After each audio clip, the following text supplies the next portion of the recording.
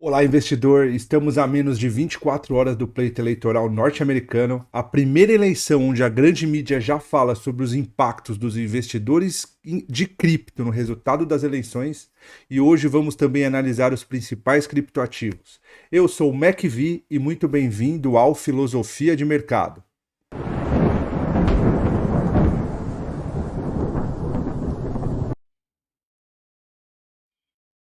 Meus amigos, desculpa, eventos técnicos aqui para estragar um pouquinho a nossa live, mas a gente vai começar, tá? Primeiramente, vamos falar sobre a eleição eleitoral norte-americana, como eu falei, né? Na primeira chamadinha do vídeo. Eleição norte-americana que ontem eu não tive tempo de postar um vídeo, né? Os vídeos que eu postei foram todos gravados no sábado, mas a campanha eleitoral norte-americana ontem chegou em uma distância, pelo menos pelo Polymarket, né? Entre Donald Trump e Kamala Harris de 8% mais ou menos, né? Hoje a gente já vê que essa distância já está um pouquinho maior, né? Tá mais de 10%, tá 15% a distância do Trump para Kamala. Isso é uma. Eu acho que se esse vídeo tivesse sendo ontem, eu ia falar muito sobre uma virada, né? Porque a gente viu ao longo da semana uma distância de 30% percentual entre os dois, e agora a gente vê uma distância. A gente via essa distância de 30, ela baixou para 8 no final de semana e agora ela voltou para 15. Então, assim, né? Se esse vídeo tivesse sendo feito ontem, eu ia falar que era uma possível virada da Kamala Harris, agora eu já não sei mais, porque afinal de contas, né? A distância de ontem já dobrou para hoje, né? Já está em 15%, né? Mais ou menos 15%, de 8 para 15, quase o dobro.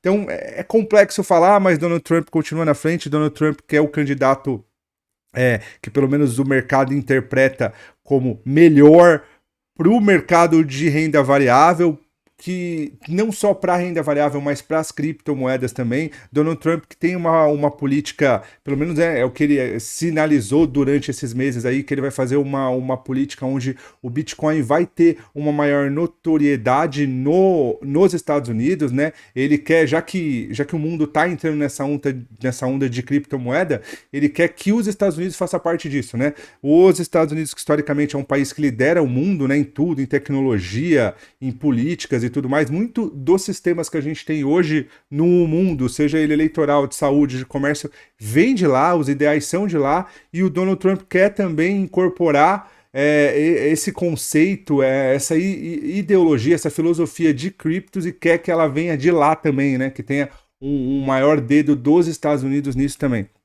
Quando a gente analisa o balance of power, que seria, né, os representantes, né, do governo no Senado e na Câmara, a gente vê que houve uma virada, afinal de contas, né, até semana passada a gente via que para presidente dava republicanos, para o Senado dava republicanos e para casa e para a House, né, que seria a casa dos deputados, né, que também era republicano, agora já tá democrata, né? Então, assim, a gente vê que conforme vai chegando próximo da eleição, a gente vê que vai bagunçando um pouco mais, né? Essa disputa. Como todo mundo sabe, como eu já falei, o sistema de voto nos Estados Unidos ele não é de forma direta. O que isso quer dizer? O voto direto é aquele voto que o brasileiro, né? Que nós adotamos. Quando a gente vai na urna, a gente vota e o nosso voto computa para aquele candidato. Nos Estados Unidos não é assim, o voto não é direto, ele é indireto, por isso que quando a gente vê o índice de voto popular, ou seja, de eleitores diretos, a Kamala Harris sai na frente, já o Donald Trump fica com apenas 15%. O que isso quer dizer? Se a eleição norte-americana fosse que nem a nossa, onde o eleitor vai até a urna e vota, a Kamala Harris ganharia do Trump assim, fácil. Mas não, lá o voto é indireto, né? Lá, para quem não sabe, a questão do voto indireto, eles têm, cada estado tem o seu colegiado eleitoral, esse colegiado eleitoral por todo o país é formado por 538 membros, né? Eles adotam um sufrágio universal. O que isso quer dizer? Quando essa quantidade de colegiado eleitoral atinge 270 colégios, aquele candidato que ganhou esses 270 votos, ele ganha a eleição. Por isso que é sufrágio universal, 270 mais um. Como é 538? Então, arredondando aí, se fosse 540, metade seria 270, né? Como é um número quebrado de 538, basta o candidato ter 270 eleitores que eleitores não, 270 colegiados eleitoral que ele leva à presidência. E é exatamente isso que a gente está vendo, tá? O Donald Trump está com praticamente 60% desse colegiado eleitoral, e é por isso que ele tende a ganhar a eleição, né, que é por voto indireto e não direto, como a gente já falou. O Donald Trump vencendo né, a gente, pelo menos, né, não só a gente, mas o mercado interpreta que vai ser um momento muito altista pro mercado, né, porque todo mundo espera que o Donald Trump ganhe, todo mundo espera que as políticas do Trump levem, né, não só o Bitcoin, mas o mercado de renda variável para outros patamares, né. Uma notícia que foi veiculada, tá, que eu até recomendo, quem não conhece esse Troy Cross, ele é um youtuber, aqueles youtubers que é fanático por Bitcoin, que sempre tá falando, né? Ele trouxe um dado que eu achei muito interessante, eu achava que fosse até menos, mas ele fala que 1 em cada 7 americanos detém Bitcoin, né? E ele fala que esses caras, eles estão no Congresso, eles estão em todas as partes, na política, eles são de todas as ideologias, ou seja, eles são comunistas, eles são socialistas, eles são estadistas, né? Isso mostra o quanto, não só o Bitcoin, mas o quanto os Bitcoiners, né, como eles gostam de falar, vão influenciar a eleição americana. Afinal de contas, a eleição americana, lá não é que nem aqui, que o voto também é obrigatório, lá não é.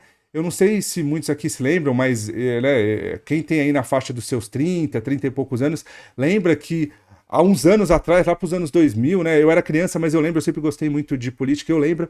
Mas quando a Globo, principalmente, né? Que só tinha a Globo, era a principal mídia na época. Quando ela ia entrevistar eleitores norte-americanos, era normal eleitores americanos falarem que não iam votar, porque lá o voto não era obrigatório. Mas com essa disputa que começou entre direita e esquerda, republicanos e democratas, e agora com o Bitcoin, o que está acontecendo?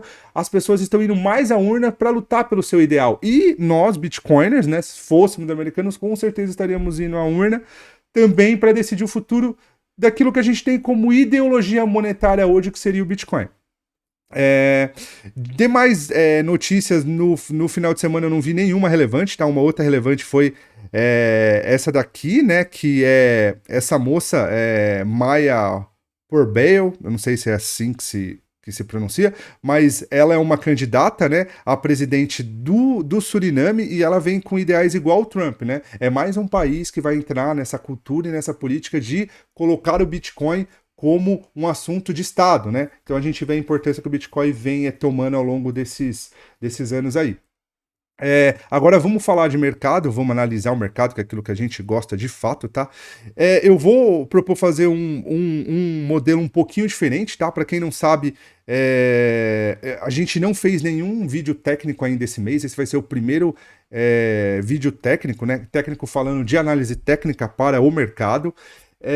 Como o mês começou agora, eu acho interessante que a gente faça uma análise no gráfico mensal. Ah, Vinícius, mas por que fazer análise do gráfico mensal? Para quem não conhece, eu recomendo que procurem Márcio Noronha. Márcio Noronha é um dos maiores traders e investidores do Brasil. O cara lá na década de 60 ele já operava mercado e na minha opinião é um dos caras que mais tem a acrescentar para qualquer pessoa que queira ler um conteúdo em inglês. Ele não é de YouTube, ele é da velha guarda, ele é do old school, então você vai achar ele muito por livros. Talvez YouTube, talvez você ache alguns vídeos dele, entrevistas, algumas dicas e tudo mais, mas é livro, é old school, é um dos caras que assim é de tirar o chapéu. E o Noronha sempre falou ao longo da sua carreira que o gráfico semanal era um dos gráficos mais importantes. A tendência era definida no gráfico semanal. E eu acredito muito nisso. Ah, Vinícius, mas o gráfico semanal é um tempo tão longo, dificilmente ele vai impactar. Ah, eu opero day trade, eu opero swing trade. Engano seu. Por quê? Porque no gráfico semanal é onde a gente vê a tendência do mercado para os próximos meses, né? Se você opera day trade, se você opera swing trade, se você sabe que a tendência para os próximos 3 meses é de alta, com certeza você vai procurar operar mais na compra comprador, o que vai aumentar a sua expectativa matemática em relação aos seus trades. Então é muito importante, por isso que nós vamos começar pelo gráfico mensal agora, tá? Vamos lá. Esse daqui, eu tô vendo Solana, desculpa, mas a ideia não é ver Solana, a ideia é começar com Bitcoin. Quando a gente analisa o gráfico semanal de Bitcoin, isso daqui ainda é do vídeo que a gente fez na sexta-feira, né? Quando a gente começa analisando o gráfico mensal de Bitcoin, né, voltando àquilo que eu falei, por que que... Então, Vinícius, a gente vai começar pelo gráfico mensal, mas por quê? Porque é o gráfico que tem que ser analisado, olha. Quando a gente olha as barras de alta no gráfico mensal, olha só quando ele ativa movimentos, olha o período que ele fica em alta, olha o período que ele fica em alta, olha. Isso daqui foi 1, 2, 3, 4, 5, 6 meses de alta. Você já pensou você entrar em um momento no Bitcoin onde você sabe que os próximos 6 meses é de alta? Onde ele pode crescer, vamos ver aqui, onde ele pode subir 400%, praticamente 400%, como foi aqui, ou onde ele pode subir desse rompimento de pivô aqui, ó, até aqui, 130%? É assim que a gente ganha dinheiro, gente. Não vou falar que no day trade você não ganha dinheiro, mas para quem quer investir, para quem acredita nas criptos, o que vai trazer patrimônio, o que vai trazer poder financeiro, são essas grandes pernadas que o gráfico mensal traz. Por isso que a gente vai analisar ele, tá? Como a gente sabe, o gráfico mensal de Bitcoin tá numa região de topo, né? Numa região de topo anterior. Não à toa eu fiz um vídeo falando sobre essa região de 74 mil, onde o Bitcoin, né, ele tá ali parado, onde vai ser difícil de subir. Eu vou deixar o cart aqui, tá? Para quem quiser ver, é muito interessante, é uma análise muito, muito legal, inclusive sobre uma notícia que foi veiculada isso, que ela parece negativa, mas ela é extremamente positiva, e lá eu falo mais sobre isso, mas enfim, o Bitcoin tá numa região de topo, né? Quando a gente analisa a tendência de Bitcoin, tá? Para quem não sabe, as tendências de alta no mercado, não só as tendências de modo geral, né? Elas são produzidas por uma perna de impulsão, uma perna de retração e uma outra perna de impulsão e outra de retração e assim por diante, tá? E quando a gente analisa o mercado, a gente vê que o Bitcoin está exatamente nesse mesmo padrão, ó. Ele vinha numa tendência de baixa, ele fez um topo, ele fez um fundo, ele fez um topo e ele está fazendo um novo fundo. E esse fundo não é qualquer fundo. Por quê? Porque esse fundo é no gráfico mensal.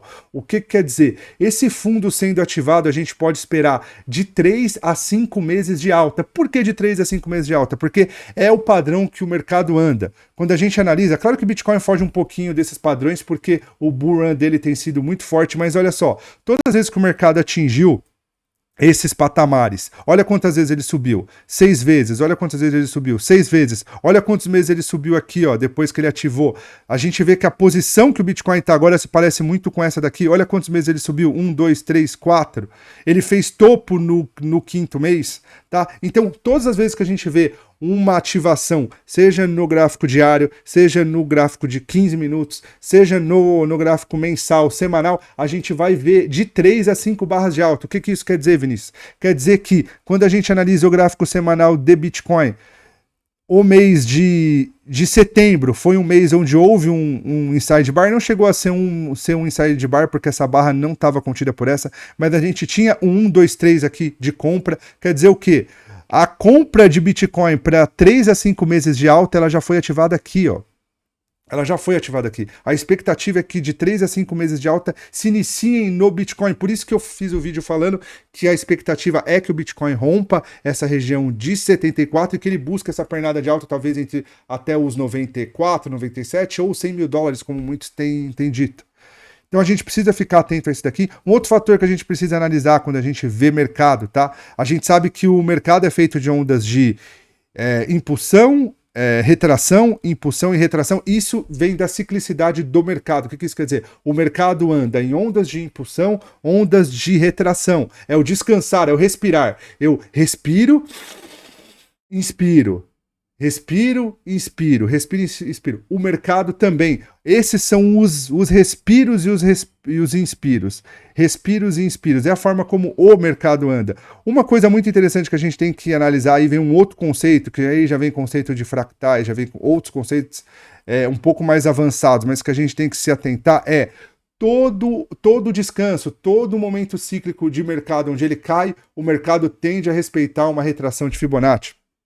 Quando a gente analisa do fundo ao topo, que foi marcado, a gente vê que o Bitcoin tá retornando até a região de 38,2 de Fibonacci. Ai, Vinícius, o que é isso, Fibonacci? Eu vou fazer um vídeo mais específico falando disso, depois eu até anuncio aqui que vai ser feito, mas o que é isso a grosso modo? O mercado, quando ele tem uma onda de impulsão, quando ele vem para sua retração, ele tem 3 pontos que o mercado tende a buscar. O primeiro ponto é a região de 38% do movimento de alta, que isso é determinado, e isso daí já é um dos parâmetros que o Fibonacci adota, por isso que muita gente fala que o Fibonacci... Não é. É a forma como o mercado funciona, só que o pessoal conseguiu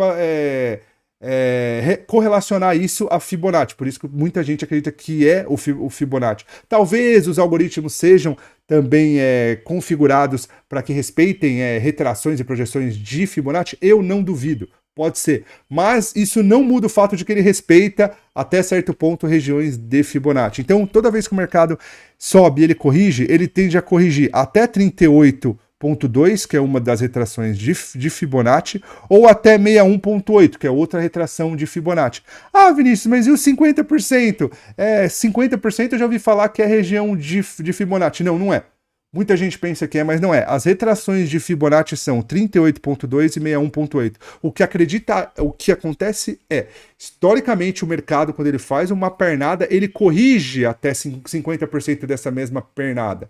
Mas esse 50% ele volta à questão do Fibonacci. Por quê? Porque quando a gente fala de Fibonacci, a gente não fala do número de Fibonacci em si, a gente fala da região de Fibonacci. Então, as regiões de Fibonacci, quando a gente para pensar, 38,2 está aqui, vamos deixar esse retângulo aqui, ou seja, nessa região de retângulo aqui, onde tem o 38,2 é que o preço pode parar, e nessa outra região aqui de 61,8 também é uma região em que o preço pode parar. Então vocês veem que o 50% está exatamente entre as duas regiões que o preço pode parar? Então assim, ele para em 50%, não necessariamente 50% é uma região de Fibonacci, mas 50% está entre as duas principais regiões de Fibonacci, então é natural o preço parar ali. Continuando sobre o Fibonacci, tá? Uma outra característica sobre Fibonacci é quanto mais fraca ou quanto mais alto é o nível de Fibonacci que o preço para, maior aquela tendência tende a ser. O que isso quer dizer? O Bitcoin subiu, ele fez um topo e ele caiu. Ele poderia ter caído até 38%, até 50% ou até 61%. Todas as vezes que o preço cai até 38%, você pode ter certeza que é a tendência mais forte. Por quê? Porque o preço subiu, ele corrigiu e ele não teve força. A força vendedora ela não teve força suficiente de levar o preço muito além. O que isso quer dizer? Que os comprados estão muito fortes, né?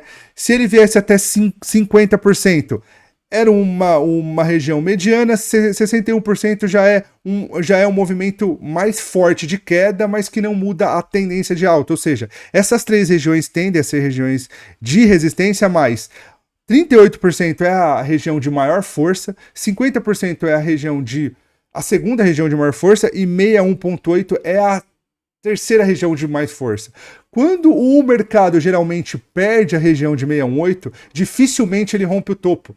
Se o Bitcoin tivesse vindo até aqui, dificilmente a gente estaria acreditando que ele viria para romper topo. Talvez ele viria para fazer um topo e para depois ele consolidar, ou até para ele fazer um topo mais baixo na região de 50% e voltar a cair. Na região que Bitcoin está, a gente vê que ele veio até 38,2, quer dizer o quê? Ele está muito forte. Então, quando a gente analisa o gráfico mensal, que a gente vê que está numa tendência de alta, né? Está em topos e fundos descendentes, a tendência de alta é feita por quê?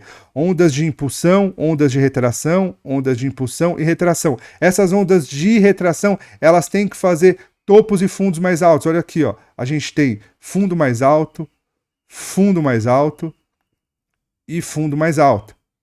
A gente tem topo mais alto e topo mais alto e topo mais alto. Eu tô deixando esse quadradinho só para que nós vejamos de forma mais clara. O que quer dizer? Isso daqui já é uma tendência de alta, já é topos e fundos ascendentes. Nós temos um recuo do preço que se dá na região de 38,2, que é a região onde o mercado mostra que ele está extremamente forte, ele não caiu tanto quanto a gente esperava, apesar de que ele não corrigiu tanto no preço, ele corrigiu bastante no tempo, afinal de contas, ele está 1, 2, 3, 4, 5, há 10 meses, né? Em região de consolidação, o que isso quer dizer? Que a próxima pernada de Bitcoin tende a ser muito alta. Claro, desde que o Bitcoin cumpra o price action, desde que ele cumpra aquilo que a gente espera. Então, a expectativa do mercado, do Bitcoin para esses próximos meses é de alta. Não só isso, ele está em uma região de topo. Tem mais atenção? Tem, mas aí entra de novo aquele vídeo que eu falei para vocês que a gente fez sobre a região de 74 mil, que se for rompida, se aqueles valores forem consumidos, ele vai muito além. Então a expectativa que a gente tem pro Bitcoin é alta, mais alta mesmo. Vamos esperar até amanhã, talvez no dia de amanhã o Bitcoin com uma notícia positiva sobre o Trump, talvez seja o trigger ou o gatilho que a gente espera para essa alta. E é isso, pessoal. Tá? Para quem está pessimista com o Bitcoin, é o que eu estou falando aqui, vamos esperar. Tecnicamente ele está na melhor posição para ele subir e a tendência é que ele suba. Vamos analisar rapidinho os outros gráficos, tá? Das outras criptos no semanal também, tá? Só para a gente ter uma ideia. Isso aqui é Ethereum no gráfico semanal. A gente vê uma linha de tendência de alta, Ethereum está chegando próximo dessa linha de tendência de alta, ou seja, ele pode ser que suba, só que para subir a gente precisa esperar que ele rompa essas regiões aqui, é o que a gente tem falado ao longo da semana, né? Quando a gente vê o gráfico semanal, a gente vê que não tem um pivô ainda formado, que é exatamente o que vem em consonância com o gráfico mensal. A gente precisa esperar que ele rompa isso daqui. Rompendo isso daqui, a gente esperaria novas altas. Quando a gente vê Binance, tá? Binance a gente vê que tá numa tendência de alta, né? Tá numa região de topo, mas tá muito consolidado. O que atrapalha a Binance também são essas sombras inferiores e superiores que tem aqui, ó. Nós temos sombras aqui e temos sombras aqui, então fica um pouco mais difícil de operar, né? Mas se a gente acredita que Binance vá subir, se a gente quer entrar em Binance, a gente tem que esperar que ele rompa essa região aqui, ó. Olha só essa consolidação aqui como tá forte. Rompendo isso daqui, ele já vai ter resistência aqui na região dos 760, mas rompendo isso daqui é lua to the moon, como dizem os gringos. Solana no gráfico mensal tá muito parecido com Bitcoin, né? Muitas pessoas falavam até sobre um cup and handle, né? Cup and handle que nada mais é do que pivôs. Eu vou fazer um vídeo, eu vou fazer uma aula desmistificando figuras gráficas, porque o pessoal desenha, eles fazem um monte de coisa, mas se você for ver, toda figura gráfica nada mais é do que um pivô. E o pivô que movimenta, o pivô é o motor propulsor do mercado, né? Mas voltando para a Solana, quando a gente analisa no gráfico mensal, a gente vê que ela está numa região muito parecida com o Bitcoin. Quando a gente analisa até onde veio a correção, a gente vê que a correção também está na casa de 38%. Ó.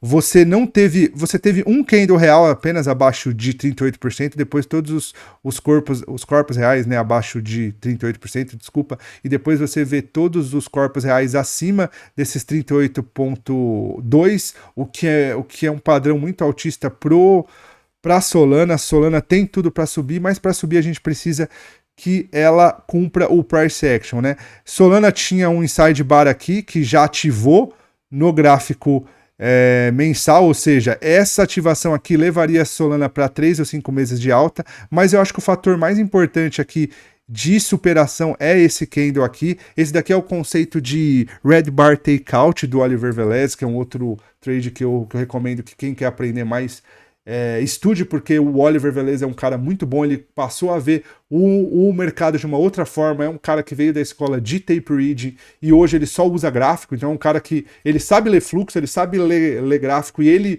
ele se rendeu ao gráfico, daí, né, a gente percebe o quanto que o grafismo é positivo para esse mercado. Mas eu acho que o que seria mais interessante era ele ter rompido essa red bar aqui, ele ter consumido, e ele consumiu agora nesse candle de outubro, ou seja, a gente tem dois sinais aqui que impulsionam, tanto o inside bar do mês de setembro, quanto o red bar takeout do mês de agosto. Isso daqui, né, essa ativação levaria a Solana também para 3 a 5 meses de alta, então a gente precisa ficar de olho. XRP está numa região de consolidação, né? Mesmo no mensal, né? A gente vem falando dela no gráfico semanal, a gente vê que ela tá bem feia, mas no mensal não muda a situação, ela tá bem consolidada, a gente precisa esperar que ela tome uma tendência, né? Que ela defina um rumo para daí a gente acreditar nela. Dogecoin tá muito bonito, tá? Dogecoin ele cumpriu aqui, ó, topo, fundo, tá corrigindo aqui. Essa correção de Dogecoin foi um pouco mais profunda, mas nada que vá mudar a tendência. Não só isso, ó, ele ativou aqui no mês de agosto uma entrada no mensal, não à toa nessas últimas semanas a gente vê o quanto o Dogecoin está forte, para vocês perceberem o quanto o gráfico mensal tem influência no diário e no semanal também. Não só isso, ele ativou um 9.1 do Larry Williams aqui, que é um dos padrões mais fortes da análise técnica. Dogecoin voltando a romper esse topo aqui no mensal, ele ativa uma tendência de alta ainda mais forte, tá? Essa região aqui. Quando a gente analisa o semanal, a gente vê que nada mais é do que essa região aqui, ó.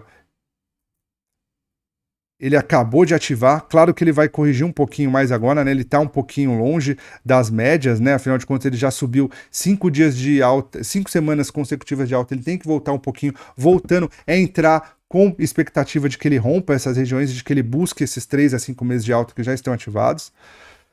Quando a gente olha Tron, olha a tendência de alta de Tron, que coisa linda, né? Tron, ó, que como a gente falou, né? Rompeu o pivô, descansou aqui.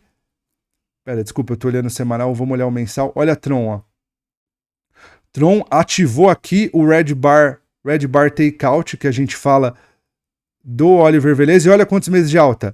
Né, depois que ele ativou 1, 2, 3, 4, 5 meses de alta, ou seja, agora a gente tem que esperar uma correçãozinha, né? Eu não sei se vai ser de um candle ou não, mas nada impede que o mercado continue a subir, né? Afinal de contas, se o Bitcoin romper aquela região de 74, a gente vai ver um bull run muito forte, né? E a última que a gente vai analisar é Cardano. No mensal, Cardano tá numa tendência de baixa, né? Não tá tão bonita assim, tem que... Para voltar a subir, tem que voltar a romper essas médias. O ideal seria até que rompesse esse topo anterior para que o pivô fosse cumprido e a partir daí a gente veria a alta de Solana.